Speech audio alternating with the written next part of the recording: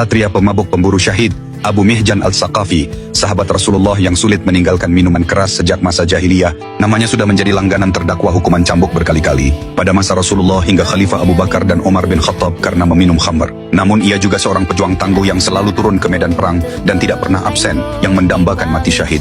Pada masa Khalifah Umar bin Khattab terjadi peperangan melawan bangsa Persia di Qadisiyah. Umar menunjuk Sa'ad bin Abi Waqqas sebagai panglima dengan pasukan 4.000 orang menghadapi 130.000 pasukan Persia dipimpin Rustum. Berita ini terdengar oleh Abu Mihjan, namun karena dia seorang pemabuk, Khalifah Umar menyuruh agar dia diasingkan sebagai hukuman tambahan.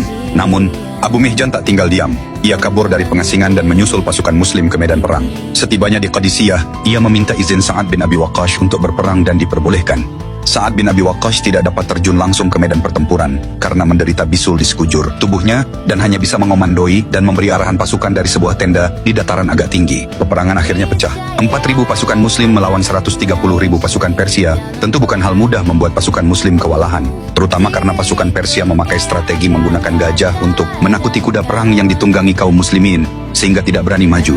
Setelah pertarungan sengit, akhirnya kedua belah pihak menarik mundur pasukan untuk beristirahat. Saat pasukan mundur, godaan khamr atau minuman keras menghampiri Abu Mihjan.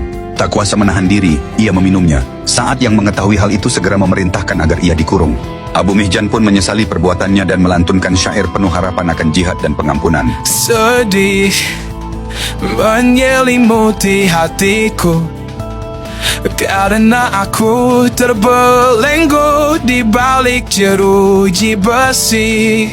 Istri Sa'ad yang mendengar syair Abu Mihjan, ia merayu dan memohon agar istri Sa'ad itu mau melepaskan dirinya agar bisa berperang lagi. Dan dia berjanji, jika tidak mati syahid di medan perang, maka ia akan kembali ke kurungan lagi. Mendengar itu akhirnya istri Sa'ad bin Abi Waqqas melepaskannya dan memberikan kuda perang berwarna hitam milik suaminya yang bernama Balqah. Di medan pertempuran kaum muslimin, kesulitan menembus baris pertahanan musuh, meskipun bala bantuan telah datang, yang dipimpin Al-Mutsannad dari Irak, dan pasukan dari Yarmuk dipimpin Khalid bin Walid. Tiba-tiba Abu Mihjan melesat ke medan tempur dengan wajah tertutup kain.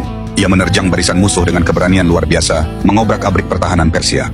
Pasukan muslim yang sebelumnya terdesak mulai bersemangat kembali. Saat yang melihat aksinya dari kejauhan bergumam, "Jika Abu Mihjan tidak di kurungan, pasti itu dia. Dan jika Balqa tidak ada di kandangnya, pasti yang ditungganginya itu Balqa." pertempuran pun berbalik. Dengan semangat baru, pasukan muslim menggempur Persia, hingga akhirnya pimpinan pasukan Persia Rustum terbunuh, dan kemenangan diraih.